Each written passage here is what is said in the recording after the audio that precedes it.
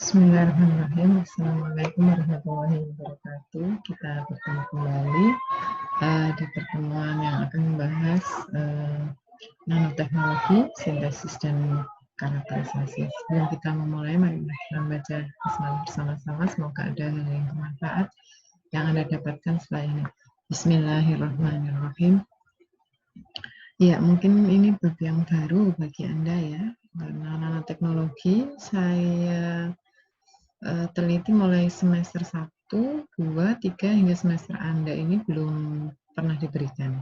Dan memang ini sifatnya suplemen ya, karena kalau Anda menjadi guru nanti diharapkan informasi-informasi tentang nanoteknologi juga Anda berikan kepada murid-murid Anda.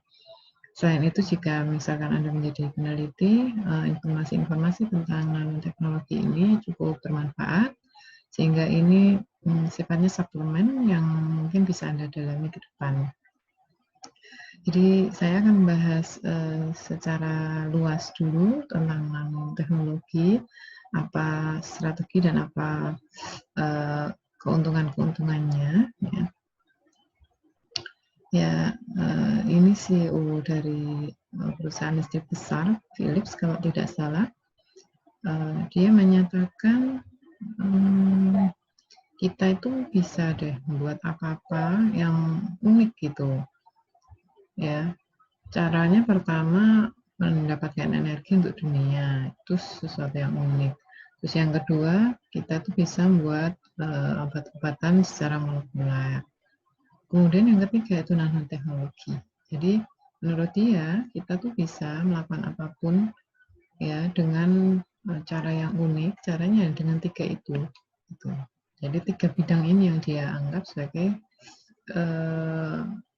bidang yang sangat berpotensi agar keunikan-keunikan, kreativitas dan keterbaruan teknologi itu selalu bisa dikembangkan.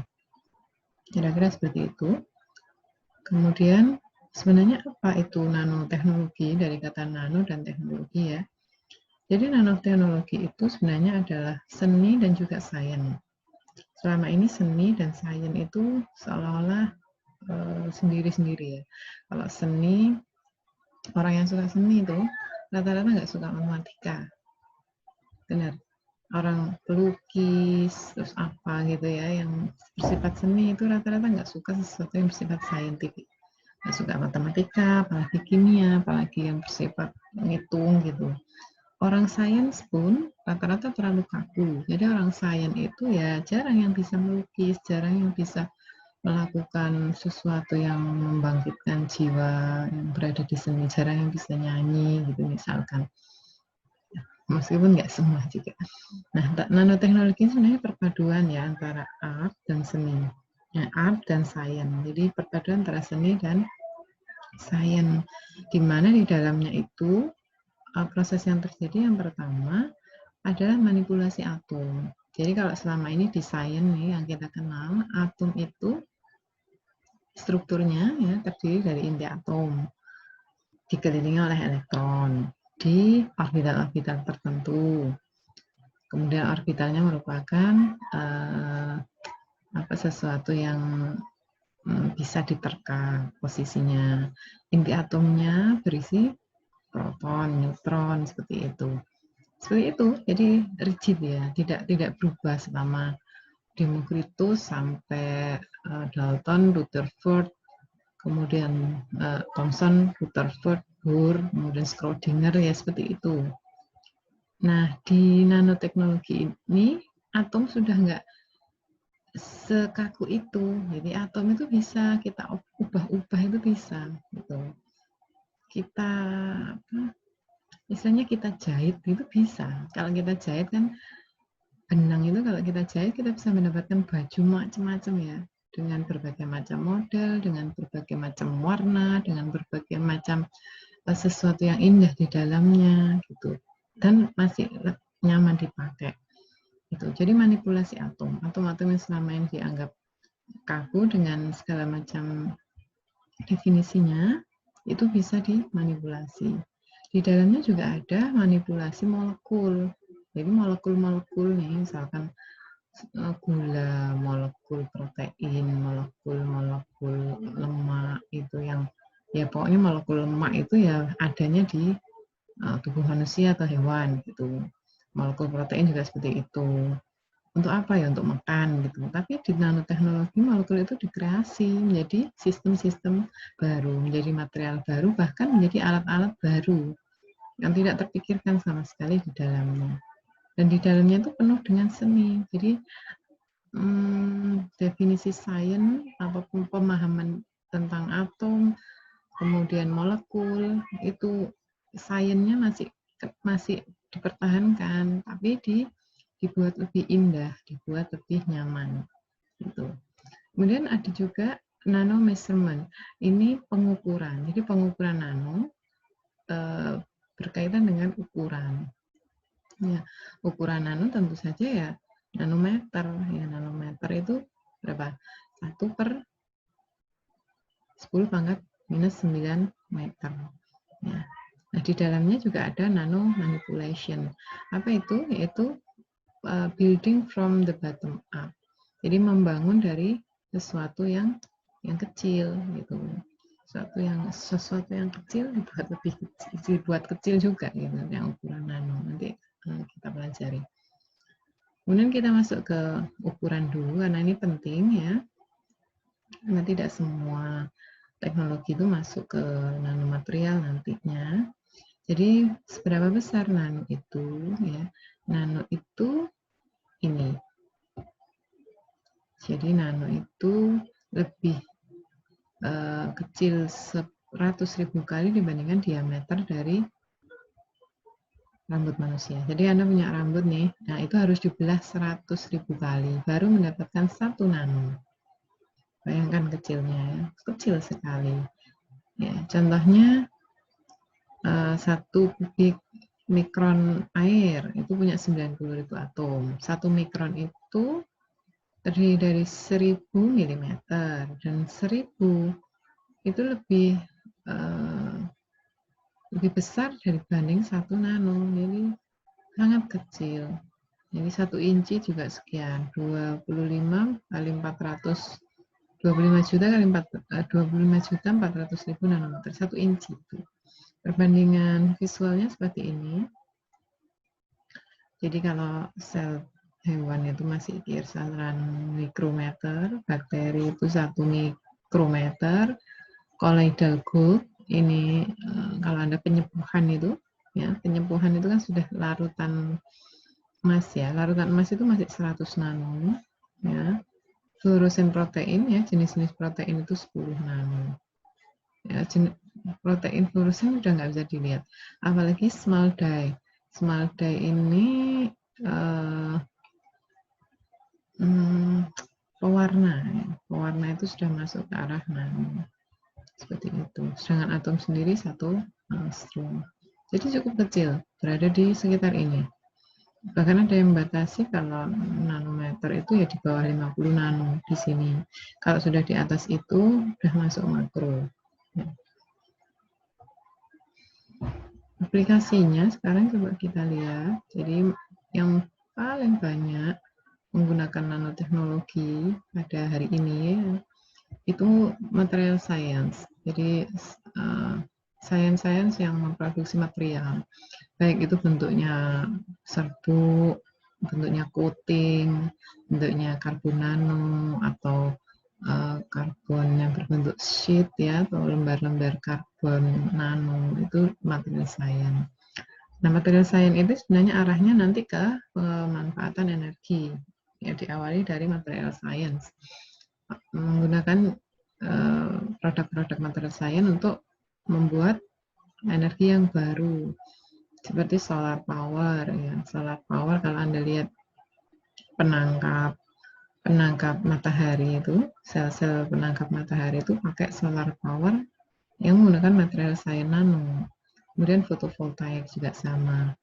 Hydrogen fuel ya, yang menghasilkan hidrogen, nanti hidrogennya bisa digunakan sebagai energi, itu juga pakai nanomaterial atau LED. Kemudian di bidang lain adalah medicine, ini sangat banyak sekali ya. Gen-gen baru, proteomics ya. Labs on a chip ini misalkan Anda punya data kesehatan ya, Anda cukup menyimpannya dalam satu chip dan chip itu ditanam dalam tubuh Anda ya, medicine yang terbaru seperti itu. Atau sinanotube, buckyballs, ini di medicine sangat banyak untuk pengobatan kanker, untuk pengobatan apapun gitu ke arah sana.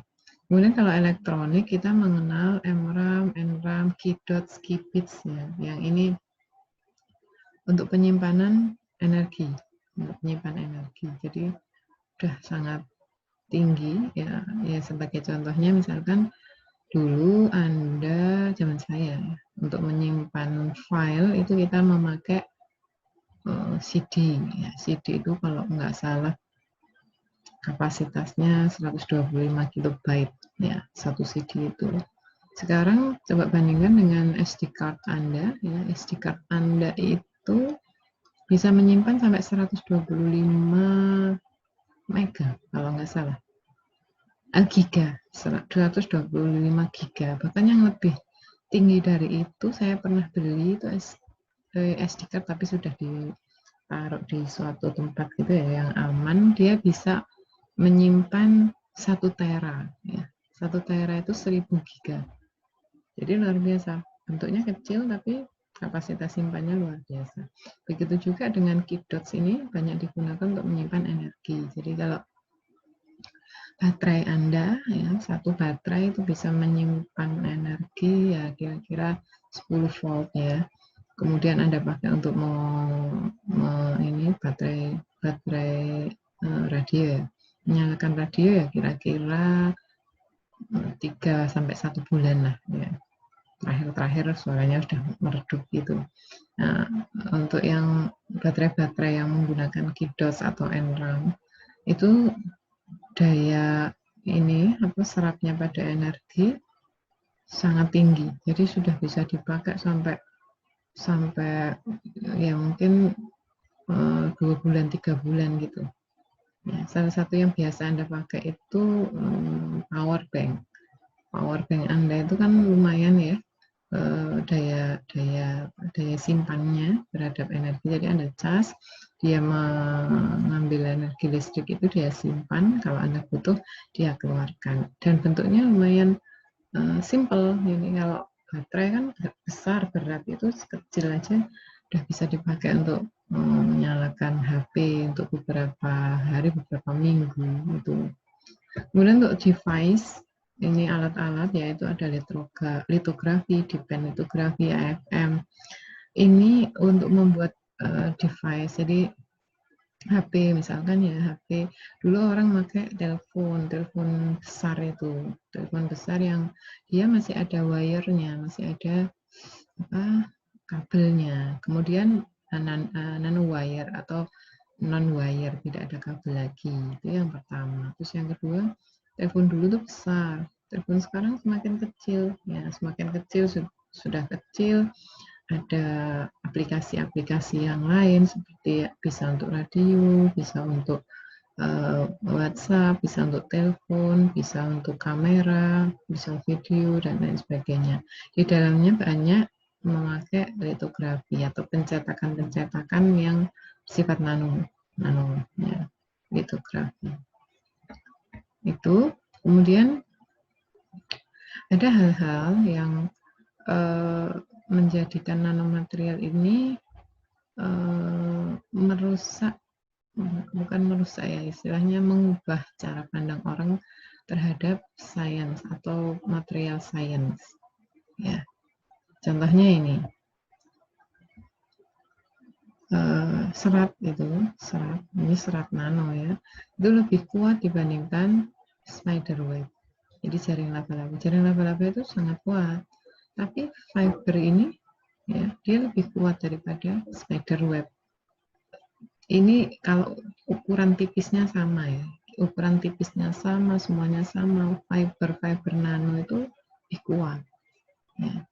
Ada yang ini logam itu ya, 100 kali lebih kuat dibandingkan baja. Sudah sangat lama baja itu adalah jenis yang paling kuat, ya sudah sangat lama. Bahkan kalau Anda ingat reaksi kimia inti ya, kan itu menghasilkan sinar alfa, beta, gamma, dan neutron ya. Alfa, beta, gamma yang paling kuat daya tembusnya itu gamma. Kalau alfa itu hanya nembus kena kertas saja udah berhenti tembusnya. Kalau beta itu ada lapisan seng atau yang semacam itu sudah nggak bisa tembus. Gamma ini baja, jadi kalau dia dilapisi baja dia nggak bisa tembus lagi. Kalau besi masih tembus, itu sangat kuat ya, sangat kuat, sangat rigid itu. Tapi dengan proses nano, ya, logam-logam tertentu yang tidak dianggap sama sekali kekuatannya bisa 100 kali lebih kuat dengan berat 1/6 dari baja. Ya. Sangat ringan tapi sangat kuat. Loh kok bisa? Bisa. Tadi dikatakan dengan manipulasi secara atomik atau manipulasi secara molekul. Gitu. Terus ada juga yang ketiga. Ya. Katalis itu bisa bereaksi sangat cepat ya, dibandingkan reagennya. Ya. Jadi reagennya belum bereaksi, katalisnya sudah bereaksi dan sangat bisa mempercepat suatu reaksi.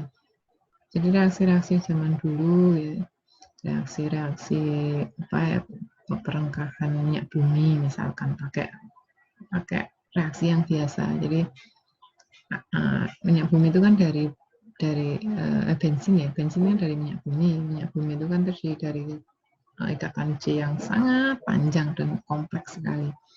Ikatan C ini kan direngkah atau dipecah-pecah. Ya, dipecah-pecah pakai apa? Pakai pemanasan biasanya.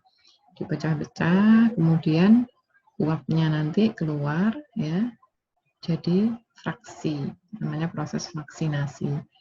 Jadi ada yang jadi bensin, yang C-nya 8-10, kemudian ada yang menjadi aftur, dan lain sebagainya. Karena sifatnya tradisional, ya direngkah saja pakai pemanasan sampai berhari-hari gitu ya. Itu dulu waktu belum ditemukannya nanomaterial. Setelah ditemukan nanomaterial, ada yang namanya katalis. Nah, katalis ini dibuat seefektif mungkin. Gitu. Jadi katalisnya yang bekerja keras untuk mempercepat reaksi. Jadi reaksi pembuatan minyak bumi sudah nggak butuh waktu berhari-hari, cukup masukkan katalis nanti yang akan menurunkan energi aktivasi. Menurunkannya nggak setengah-setengah, kadang-kadang bisa sampai 90%. Jadi waktunya butuh waktu sebulan, itu dia press menjadi 2 hari misalnya, dengan hasil yang lebih besar dan lebih bagus kualitasnya. Seperti itu. Ini juga jasa dari nanomaterial. Kemudian ada juga sesuatu yang agak merusak pemahaman kita selama ini ya. Plastik, kalau dia bersifat nano, ya, dia bisa menghantarkan listrik. Mulai SD kita diberi pemahaman, ya, kita tahu kalau plastik itu adalah apa? Isolator. Jelas, plastik itu isolator, logam itu konduktor. Isolator, dia tidak bisa mengantarkan panas, dia juga tidak mengantarkan listrik. Ya, kalau kita takut misalkan mau menyolokkan listrik ya, takut kesetrum gitu ya, kita ambil plastik gitu. Kita ambil plastik atau sesuatu yang ada plastiknya atau kain yang ada plastiknya gitu. Karena plastik tidak bisa mengantarkan listrik. Tapi sekarang plastik itu bisa memiliki sifat konduktif, bisa mengantarkan listrik. Apa contohnya? Mungkin 80 hingga 70% spare part di HP Anda itu terbuat dari plastik. Ya, mungkin termasuk laptop yang sedang Anda saksikan sekarang, ya, atau HP yang sedang Anda pegang, coba Anda perhatikan. Yang besinya itu sedikit, ya, logamnya sedikit. Rata-rata itu sesuatu yang mirip plastik. Ya. Dan plastik di situ plastik memiliki konduktivitas atau memiliki kemampuan untuk mengalirkan listrik. Gitu. Dan itu hanya bisa dilakukan oleh nanomaterial. Manipulasi-manipulasi atomiknya di nanomaterial. Kemudian yang lainnya coating, ya, itu nggak ada friksinya, ya, nggak ada sesuatu yang rusak gitu. Jadi kalau kita mengecat, ya, kalau sekilas itu rata, tapi kalau dilihat secara nano atau mikro pasti ada yang nggak rata, ada yang tebel, ada yang tipis, ada yang kadang nggak ada catnya gitu. Tapi coating nanomaterial itu hampir tidak ada friksinya, tidak ada cacatnya. Itu ini di perusahaan kapal ya biasanya. Kenapa bisa dikatakan seperti itu? Ya, perusahaan-perusahaan kapal itu sudah nggak pakai pengecatan manual untuk mengecat ini kapalnya. Ya, mereka pakai nanomaterial coating, ya, di mana coatingnya itu hampir menutup seluruh bagian kapal itu. Jadi kapal itu nggak bisa kena air, dia juga tidak berkarat dan seterusnya. Dan kalau diperhatikan secara nano, ya, diperhatikan pakai mikroskop nano atau mikroskop mikro, udah nggak ada. Jadi ada pun itu skala nano. Jadi kalau ada lubang ukurannya 10 atau 5 nano gitu ya, itu kan sangat kecil. Karena sangat kecil dianggap tidak ada lubangnya. Jadi namanya frictionless. Ya, gitu. Kemudian yang lainnya, material-material tertentu yang diolah dengan manipulasi nanoteknologi itu bisa berubah warnanya dan bisa berubah transparansinya sesuai dengan keinginan kita. Itu. Jadi nggak hanya kaca itu yang transparan, ya. Plastik pun bisa kita buat transparan, besi pun bisa kita buat transparan, ya. Plastik pun bisa kita buat warna-warnanya berubah gitu ya. Biasanya plastik itu ya itu aja, hijau, kuning, merah. Kita buat warnanya beda. Atau kaca kita buat warnanya beda. Itu dengan nanomaterial. Kemudian ada juga material-material yang dia sifatnya self-repairing. Dia bisa memperbaiki dirinya sendiri. Self-cleaning, bisa membersihkan diri sendiri. Dan never need repainting. Dan dia tidak perlu untuk dicat ulang. Ya. Ini yang pakai nanomaterial. Ya, biasanya ini berbasis antimikrobial, ya, atau antiviral, antivirus. Jadi material-material tertentu tuh dipasangnya antimikrobial. Ya, antimikrobial ini kalau kena debu sedikit yang sifatnya dia merusak, ya dia membersihkan dirinya. Ya, TiO2 itu misalkan diselipkan ke kaca itu kalau sudah berdebu dia akan membersihkan dirinya sendiri karena sifatnya dia tidak menerima debu pori-porinya itu. Nah, kalau ada debu yang nempel ya debu itu akan katut angin gitu.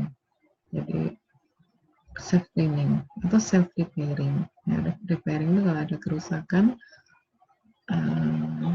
misalkan ban-ban yang dipakai untuk kendaraan-kendaraan balap gitu ya, bannya itu self repairing. Kalau dia kena paku atau apa gitu yang kecil, dia akan kembali seperti semula, ya, fleksibel. Dan never need repainting, jadi ada bangunan-bangunan yang cukup tinggi, sekali dicat, udah catnya itu untuk selamanya. Ya, karena catnya itu mengandung bahan yang kena panas hujan dan apapun nggak bisa rusak. Ya, kalau ada yang rusak dia akan molekulnya akan menyatu kembali. Kemudian nanoscale powder, ya, ini 5 kali lebih ringan dari plastik. Ya. Jadi serbuk-serbuk nano itu 5 kali lebih ringan dari plastik, tapi radiasinya sama dengan logam.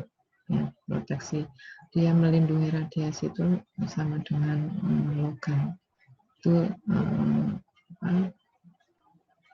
serbuk-serbuknya. Dan sehingga teknologi fuel cell yang menggunakan bahan bakar itu sangat efektif 3 tahun terakhir itu, karena bantuan katalis, bantuan material sains yang bersifat nano dan lain-lain. Baterai ya, sangat banyak energinya dan lebih efisien, nggak gampang-gampang dibuang.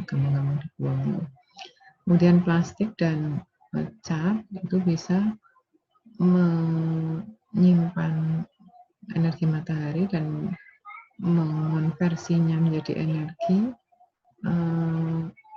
Ini $1 per wattnya, hanya $1 per wattnya, jadi cukup murah.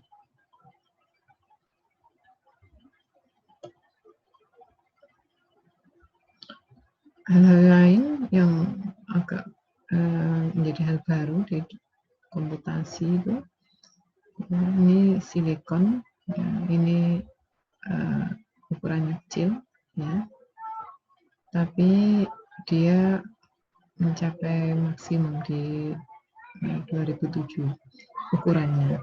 Sedangkan super chip, kombinasi silikon dengan gallium itu menghasilkan chip wireless, ya, chip yang dia tidak membutuhkan kabel lagi. Kemudian plastik semikonduktor nanti digunakan untuk regular printing device, jadi mengecat mengecat sekaligus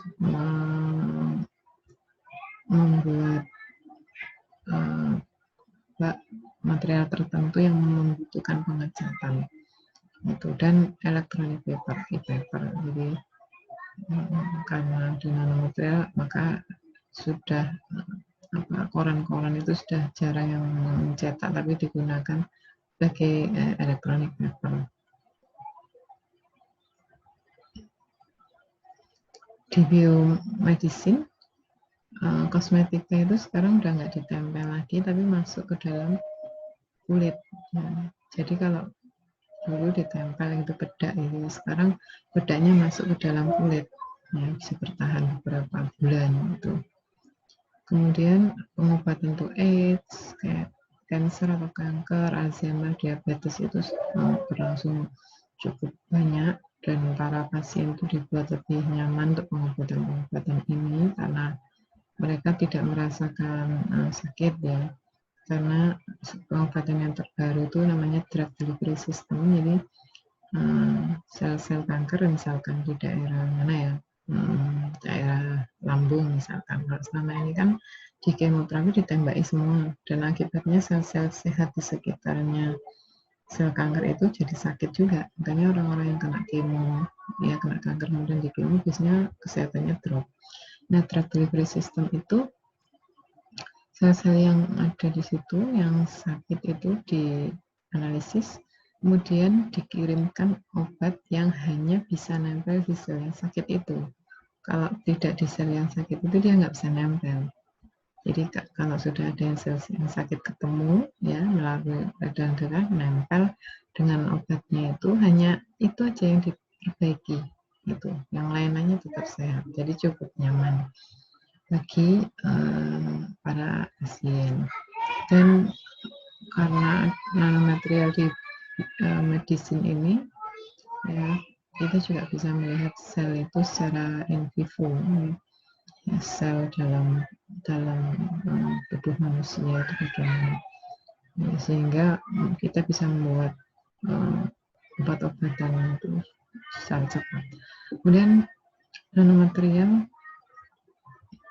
juga untuk menutup, ya, untuk yang berkaitan dengan otot, ya, membangun otot yang mungkin yang mirip dengan otot gitu. Kemudian juga teknologi ini juga bisa menumbuhkan kembali tulang, organ gitu ya. Kalau dulu kan kalau ada tulang yang tidak bisa tumbuh ya sudah. Kalau sekarang melalui nanoteknologi tulang itu bisa ditumbuhkan kembali gitu. Jadi disabilitas itu sangat terbantu. Kemudian nanosensor untuk deteksi penyakit ini 10 kali lebih kuat ya, dan 100.000 kali lebih akurat. Jadi ada nanosensor untuk deteksi penyakit seperti yang tadi drug delivery system itu diawali dengan nanosensor untuk penyakitnya. Jadi dideteksi pakai sensor di mana nanti ketemunya di lambung sebelah kiri dengan ukuran misalkan 1 cm. Hanya itu yang sakit. Ya, dan sangat akurat karena dia mendeteksinya langsung di tubuhnya, menembus tubuh. Setelah itu dilakukan drug delivery system, dibuat obat tertentu yang langsung dikirim melalui aliran tubuh dan dia rekayasanya adalah dia hanya bisa bereaksi dengan sel yang sakit saja. Kalau sel yang nggak sakit dia lewat, gitu, mengikuti aliran darah. Kemudian yang lainnya nanofilter ini bisa membuat banyak drug atau obat-obatan itu yang tanpa pengotor. Nah, sudah semua pengotornya habis, jadi hanya obat yang bermanfaat saja yang dipakai. Kemudian ada kata-kata kunci nih yang banyak dipakai di nanoteknologi, antara lain itu bagi balls itu seperti ini, jadi ikatan C yang saling tertaut membentuk yang namanya balls ya, bagi balls ya, 60 kalau nggak salah 60 atom C membentuk seperti ular, bagi balls. Kemudian karbon nanotube seperti ini ya, karbon berkaitan satu atom dengan atom yang lainnya saling terikat membentuk tube ya, tube yang nano. Jadi diameternya itu nano. Diameternya kalau nggak salah 1 nano. Jadi kayak rambut gitu, tapi kecil sekali. MEMS ini juga sama ya. Kemudian quantum dot ini C juga yang kalau dilihat di TEM ini seperti titik gitu. Titik yang sangat kecil, titik yang ukurannya 1 nano. Kemudian molekular self repair atau assembly itu senyawa-senyawa kecil yang dia bisa repair atau memperbaiki dirinya sendiri. Kemudian MRAM atau spintronic tadi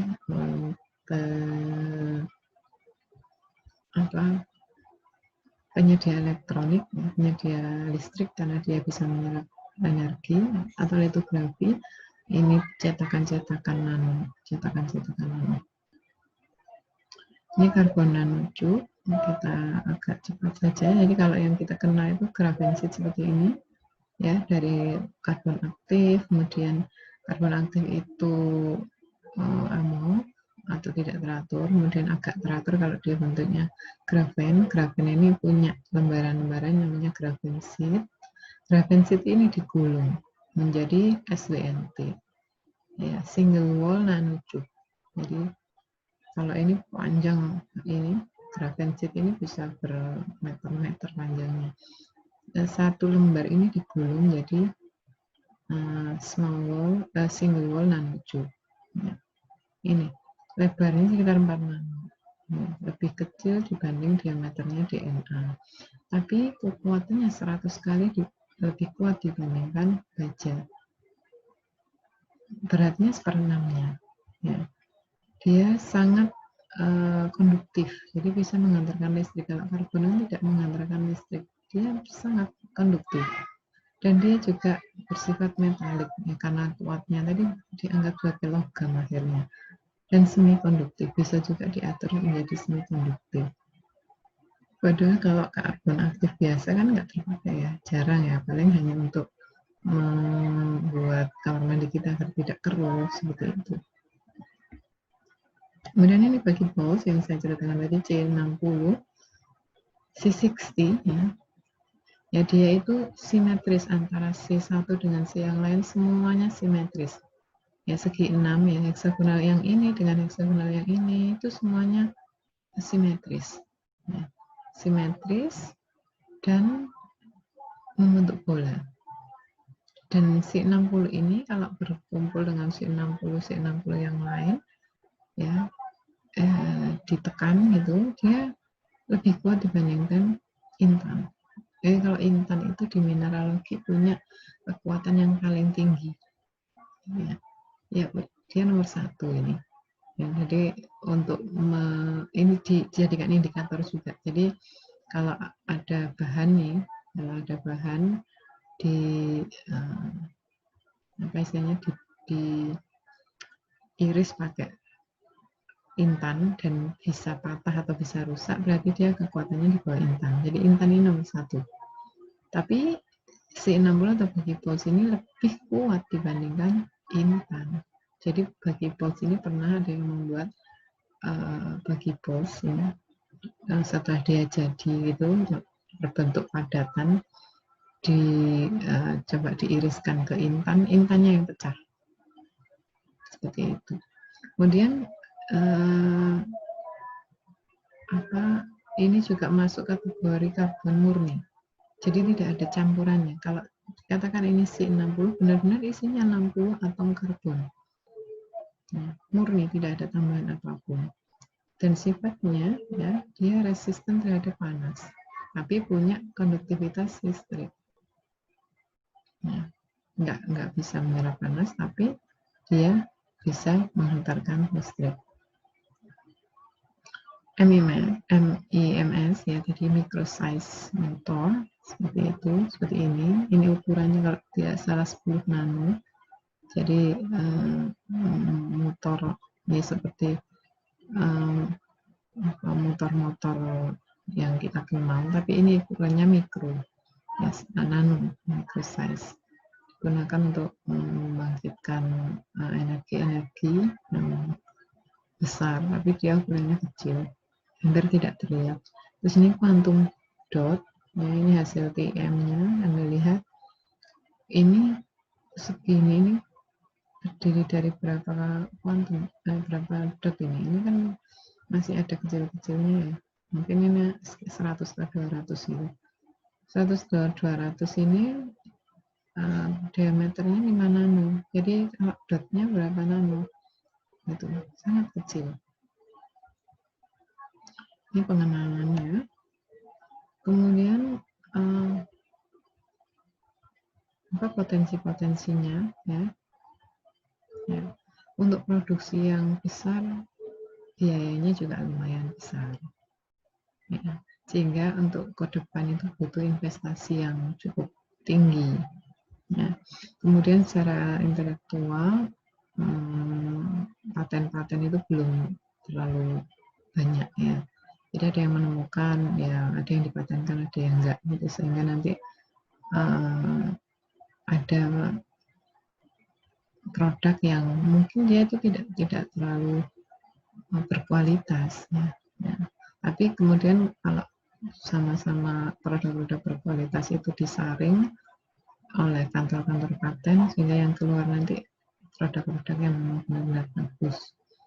Itu di Indonesia sudah lumayan ini funding untuk riset-riset nanomaterial ya. Jadi kalau Anda mengajukan riset nano itu biasanya banyak diterimanya. Kemudian potensi yang lain lagi ini tahun 98 Bill Clinton sudah menandatangani program nanomaterial untuk negaranya. Tahun 2003 Kongres itu mendapatkan data sekitar 2,3 miliar ya dolar untuk nanoteknologi, pengembangan nanoteknologi. Sedangkan Eropa dan Asia itu hanya 2. Ya. Hanya 2 billion, ya, 2 miliar ya. Kenapa? Karena negara-negara yang bisa mengontrol perusahaan nano, nanti dia akan jadi negara besar. Ya, jadi yang terkenal itu Amerika, Eropa, dan Jepang. Ini saling bersaing dan meningkat semuanya. Sedangkan yang lainnya ini Asia. Semakin banyak mereka berinvestasi untuk nanoteknologi, semakin maju dan semakin mereka menguasai produk-produk nano. Jadi produk-produk kita itu kalau nggak dari Amerika, Eropa, Jepang. Yang lainnya, other ini kalau bisa saya katakan ini Cina. Cina. Othernya kayaknya tinggi, tapi ternyata sebagiannya itu Cina semua. Ini proyek-proyek nanomaterial. Ini tahun 2000 itu 125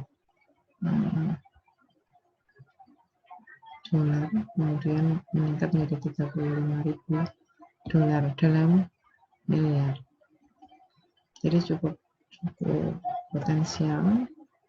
Ini beberapa buku yang harus mungkin bisa jadi suplemen untuk Anda baca, yaitu As the Future Gets You atau Investor Guide to Nanotechnology and Micromachine, Glenn Fishkin, atau Next Big Thing is Very Small, How Technology Will Change the Future of Your Business, ini Jack Aldrich atau Hygrometer Will Overcome. Yang lainnya ya, ini jurnal-jurnal, jurnal Science, Nature, MIT Technology Review for Peace atau Science. Nah, beberapa teknik dalam sintesis nanomaterial ya. Kenapa ini penting? Karena karena kita harus tahu nih pendekatan apa yang pas digunakan untuk membuat nanomaterial. Ya. Mana yang paling bagus, pakai top down atau pakai bottom up gitu. Ini sudah saya jelaskan tadi ya, karena dia itu nanomaterial itu ukurannya sangat kecil, maka preparasinya atau pembuatannya juga harus menggunakan strategi yang tepat. Ini juga sudah tadi. Kemudian ini keunggulan nanomaterial yang sudah dilakukan orang, dia rasio luas permukaannya tinggi, jadi sangat tinggi luas permukaannya. Ya, jadi karena ukurannya kecil ya. Jadi kalau kita punya meja ukuran 1 meter, panjang 1 meter, lebar 1 meter, tinggi 1 meter, maka volumenya atau luas permukaannya kan 1 kali 1 kali 1 kali 6 meter pangkat 3. Tapi kalau 1 meter ini dipotong-potong menjadi kubus atau menjadi meja yang ukurannya 1 cm, jadi luas permukaannya ribuan kali lebih tinggi. Itu yang menyebabkan. Nah, sekarang keunggulan material ini, ya, quantum effect misalkan, yang ini. Jadi ini kalau untuk kecil, ini di panjang gelombang, di nanopartikel. Kalau suatu material dibuat kecil, energi levelnya seperti ini. Ya. Sedangkan kalau dia ukurannya besar, energi levelnya itu kecil. Ya. Jadi daya simpannya kecil. Nah, perubahan sifat material tadi sudah ya, dia bisa meningkatkan sifat elektrik, meningkatkan sifat penghantaran panas, meningkatkan kekuatan, ya, meningkatkan sifat tensilnya, kemudian meningkatkan sifat magnetiknya. Itu ini juga sudah. Nah, bagaimana sekarang membuat material yang berskala nano? Ada 2 pendekatan yang digunakan, yang banyak digunakan, yaitu bottom up dan top down. Coba saya lihat di sini. Nah, di sini ada, langsung di sini saja. Top down itu ya, mensintesis secara fisik dari material yang besar seperti ini, ya satu materialnya ini dikecilkan lagi, dipotong-potong, entah itu dipotong atau digerus, dipotong-potong menjadi ukuran partikel, ya, gabungan dari atom-atom, ya, atau diperkecil lagi menjadi atom-atom. Ini sudah terdiri dari 4 atom. Kalau ini masih partikel terdiri dari banyak atom, ini menjadi molekul. Seperti itu. Kebalikannya yang bottom up, ini sintesis dengan metode kimia. Caranya adalah dari skala molekul. Ya, skala molekul yang ukurannya nano diubah menjadi skala partikel. Skala partikel kemudian diubah menjadi skala nano. Nah, contohnya yang ini, yang physical method itu high energy ball milling. Jadi ball milling itu pakai bola-bola kecil, itu yang ada energinya, diberikan energi. Jadi kalau ini potongan besi misalkan di ball milling, nanti dia jadi besi yang kecil, jadi serbuk besi. Nah, atau laser ablation, pakai pemotongan laser. Laser yang bisa motong sampai kecil-kecil, jadi udah nggak pakai pisau atau gergaji, tapi pakai laser. Yang sputtering juga sama, thermal evaporation juga sama. Kemudian untuk yang bottom up, contohnya reduksi logam garam. Logam garam itu misalkan garam Zn, misalkan masih ada garamnya, itu kan molekul ya. Kita ingin dapat Zn yang nano, maka garam logamnya itu kita preparasi, kita uapkan, kita tambahkan apa gitu sampai dia menjadi Zn yang ukurannya nano. Atau thermal decomposition sama ya, jadi dekomposisi thermal atau hidrolisis pada larutan air ya, atau hidrolisis di larutan yang tidak berair. Ini tadi sudah ya, jadi pada intinya top down itu ya dimulai dari sesuatu yang besar ya. Ini tidak murah ya, tapi cepat ya. Tidak murah artinya alatnya itu kayak laser ablation itu ya, alatnya cukup mahal ya. Tapi dia bisa mengiris besi itu sampai menjadi bubuk. Atau ball milling misalkan. Ball milling itu seperti tadi ada lereng-lereng kecil gitu yang nanti kalau kena dipepet-pepetkan dengan material itu pecah dan menjadi serbuk. Tapi cukup cepat ya, cukup cepat. Dia kalau untuk produksi besar tidak terlalu cocok. Nanti validitasnya tidak terlalu bagus. Kemudian yang bottom up, ini dimulai dari atom, tadi sudah saya jelaskan. Contoh-contohnya itu litografi, ini pencetakan, ya, pencetakan. Jadi ini materialnya. Jadi ada nitrida, ada poliatomik, ada oksida, ada poli lagi, ada oksida yang kedua, ada logam dicampur jadi satu, dicetak. Ya, cetaknya cetakan yang lebih kecil dari 100 nano. Seperti ini. Ini, jadi inti litografi itu mengcoating, melapisi, kemudian melindungi, kemudian diekspos, ya, disemprot biasanya, kemudian baru diambil, jadi cetakannya diulangi lagi. Ini litografi untuk membuat SD card kalau nggak salah ini. Ya, diberikan lapisan ferromagnetik dan lain sebagainya. Ini untuk membuat UV light, ya, untuk membuat silikon wafer. Seperti ini proses kerjanya, ya. Jadi memakai komputer, memakai valid. Kemudian ini hasilnya sudah terbentuk cetakan, ya. Ada bagian emas atau bagian lapisan yang dibuang, nanti cetakan hasil cetakannya itu yang dipakai, ya. Ini juga hasilnya seperti itu, ditransfer, substratnya dialirkan yang dibutuhkan itu.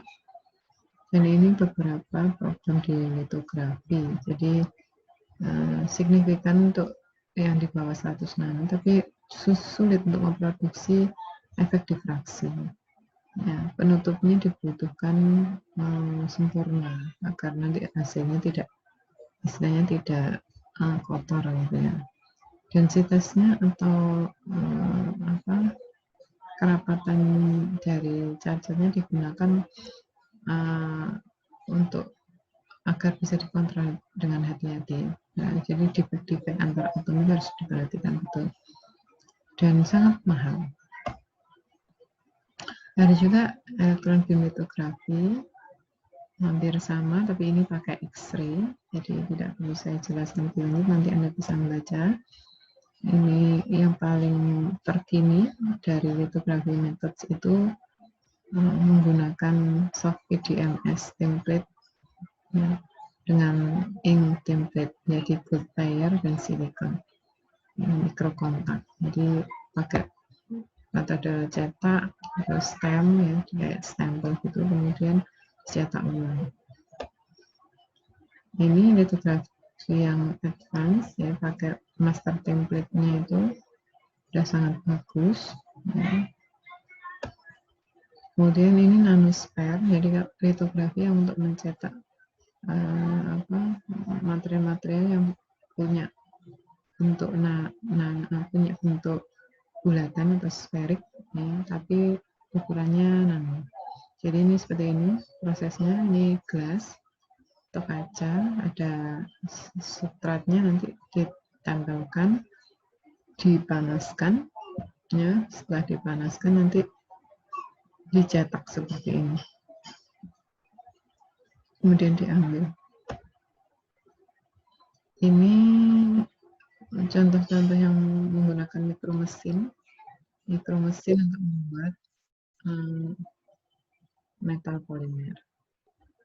Ya, mungkin itu yang bisa saya jelaskan. Kita break dulu sebelum proses tanya jawab. Nanti akan kita lanjutkan di pertemuan ke depan di sintesis dan karakterisasi. Kita break sebentar. Silakan mempersiapkan pertanyaan sekitaran material. Akhiri dulu. Assalamualaikum warahmatullahi wabarakatuh.